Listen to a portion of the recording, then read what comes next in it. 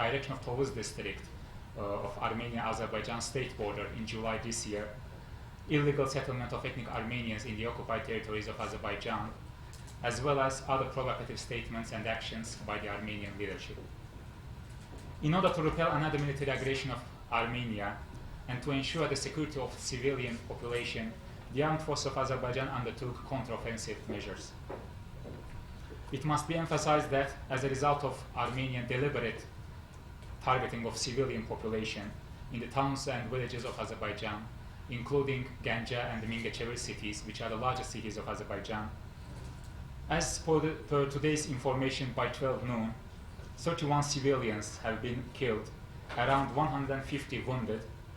Meanwhile, 576 houses and 72 other civilian facilities were destroyed. In his presentation, Colonel Mehman Novruzov will give you a detailed information about the recruitment of terrorists by Armenia, but it's also worth to mention that in order to try to compensate its losses, Armenian side takes steps to involve foreign nationals as well to its armed units. In most cases, the government of Armenia, as well as Armenian diaspora organizations in the third countries, making calls to the diaspora members to join the armed units of Armenia in the occupied territories of Azerbaijan. They are organizing ticket sales and fundraising campaigns for this purpose.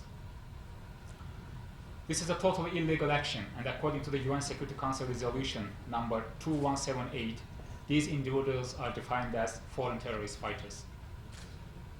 So this was a brief introduction from my side, and now I will ask Colonel Mehman Novruzov, military attaché of the embassy, to deliver his presentation on the topic Armenian military aggression and attacks against Azerbaijan. Please. Thank you, sir. Respected media representatives, ladies and gentlemen, Assalamu alaikum and good afternoon. I am Colonel Mehman Novruzov, Defense Attaché of Azerbaijan to Pakistan, and in next less than 10 minutes I will give you brief information about the situation in Nagorno-Karabakh region of Azerbaijan. So this is the outline of my presentation that you see on the screen. Next. So before the going into the details, I would like to just give you some the brief some information about the Azerbaijan map and where the Nagorno-Karabakh is located, and where is the occupied 20% of Azerbaijan territories. On this slide, you see the map of Azerbaijan, where you can see two highlighted areas. Smaller area with dotted line is Nagorno-Karabakh region, and second larger area is Nagorno-Karabakh plus 7 adjacent regions of Azerbaijan, which have been under occupation for the last 30 years.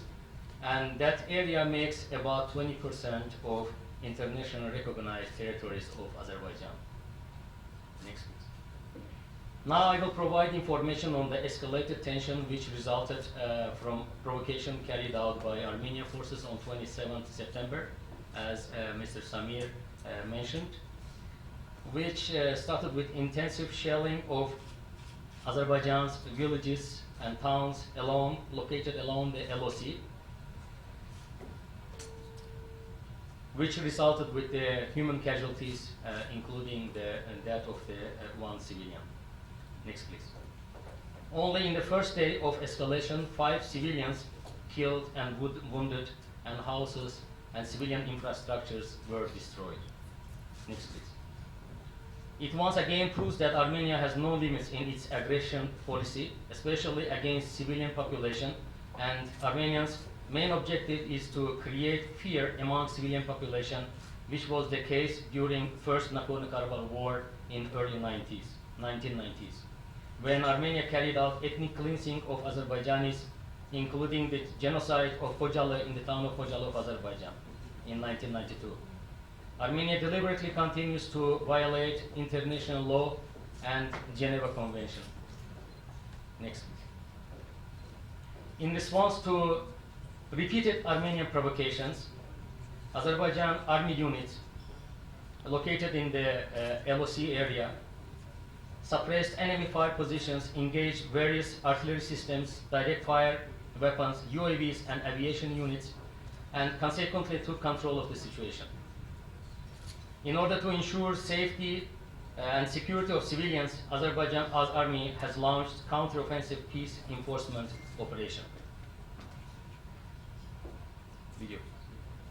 Azerbaijan Army, using precise weapon systems such as armed UAVs, kamikaze drones, anti-tank missiles, and artillery to destroy enemy's air defense systems, strongholds, tanks, military infrastructures, and manpower. By midday of first day, 27th September, Azerbaijan Army troops broke through the enemy's defense and disrupted their defensive system in southern direction, liberating 6 villages, seizing enemy's battle positions and destroying their military installations. At 3 different and very crucial directions, Azerbaijan Army seized very important heights and that were defended by enemy troops. Meanwhile, enemy's command posts, maneuvering troops, tanks, armored vehicles, and military installations were neutralized and destroyed by fire.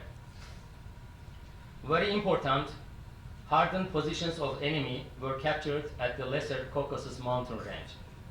Liberated positions at the high altitude areas enable us to control main supply routes from Armenia to occupied Kalbaja region of Azerbaijan. All these precise weapons allow Azerbaijan Army to accurately destroy military targets and avoid collateral damage, to the civilians. As you see, as you saw on the video, so all the targets and the destructions were, to the very point. Next, please. On 29 to 30 October, Azerbaijan Army units halted enemy's counteroffensive in both northern and southern direction. The enemy suffered heavy losses, including major generals and other high-ranking officers, and had to retreat. Azerbaijan Army troops continued advancing in both northern and southern directions and liberating some of the areas that you see on the map. Next, please. On 3rd October, Azerbaijan Army units liberated following 7 villages from Armenian occupation. Next, please. By 7th October, in 10 days of military operations, Azerbaijan Army has liberated a total of 25 villages, 1 city, and strategic heights on Murov Mountain. Next. Armenian side has following losses that you see on this screen.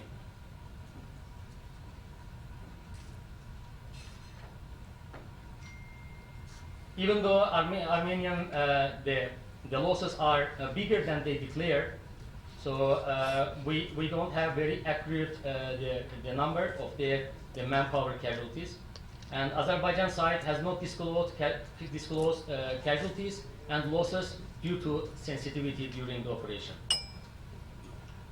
Next, please. More than 250 Armenian military servicemen have surrendered, while hundreds, including high-ranking military commanders, were eliminated. Next, please.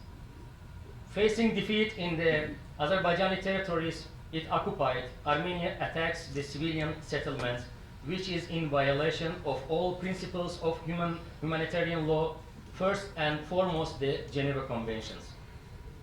On October 5th, in the morning, the radar systems of Azerbaijan Air Defense Forces recorded the launch of Smerch and Tochka missiles fired at Azerbaijan from the starting positions in the Armenian territories, the Jermuk, Gafan, and Ber regions of Armenia.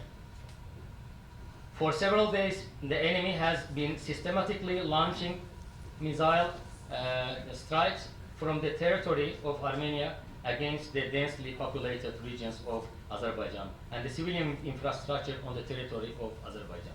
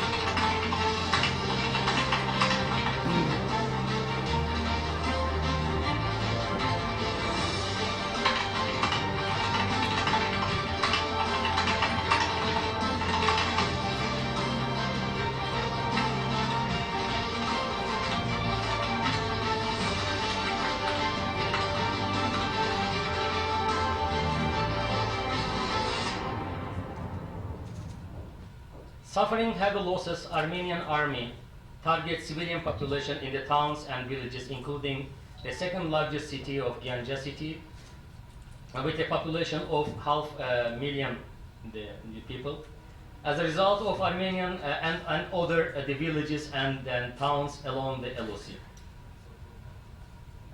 As a result of Armenian deliberate targeting civilians in the cities and villages shown on the slide, about 30 civilians were killed, 31 actually, it was updated by Mr. Samir.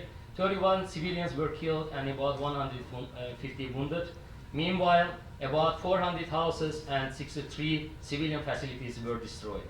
Armenia has also targeted Baku-Tbilisi-Ceyhan main oil pipeline and Mingechevir hydropower plant in the city of Mingechevir. Such irresponsible and criminal actions of Armenia purposefully force Azerbaijan to retaliate. Next. We would like to bring into your attention that there are a lot of fake information circulated by Armenian side about exaggerated number of casualties on Azerbaijan side and other accusations to the address of Azerbaijan. Armenian side spreads fake information, and unfortunately some countries exploit such fake information without obtaining the evidences. These fake information also includes following groundless accusations to the address of Azerbaijan, even Turkey, and Pakistan as well.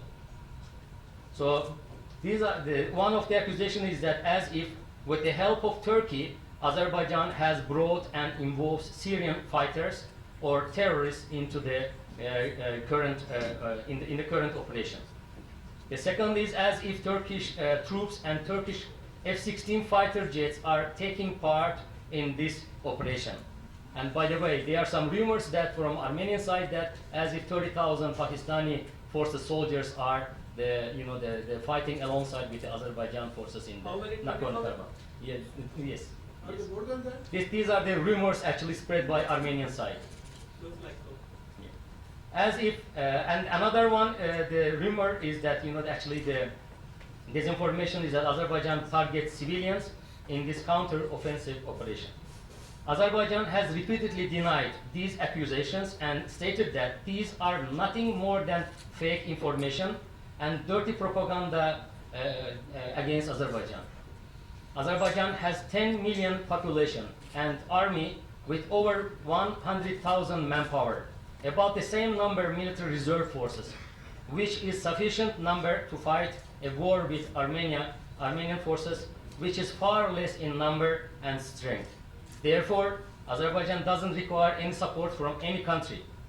Turkey and Pakistan, as a strategic partner and close ally of Azerbaijan, provides political and moral support to Azerbaijan. Azerbaijan understands that using such groundless and nonsense fake information, Armenia intends to overshadow recent achievements of Azerbaijan army, at the same time try to involve third parties in the conflict on their side. Next, please.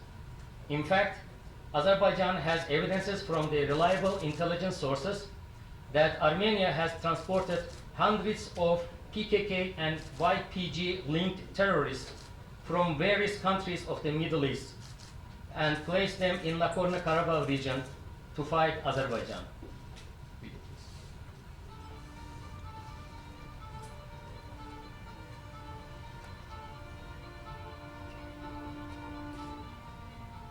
من ألقى رقاب لكل الرفاق والأحباء ببيروت وبلبنان.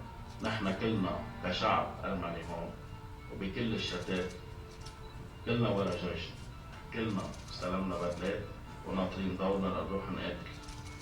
في قسم منا راح وفي قسم ناطر البصر.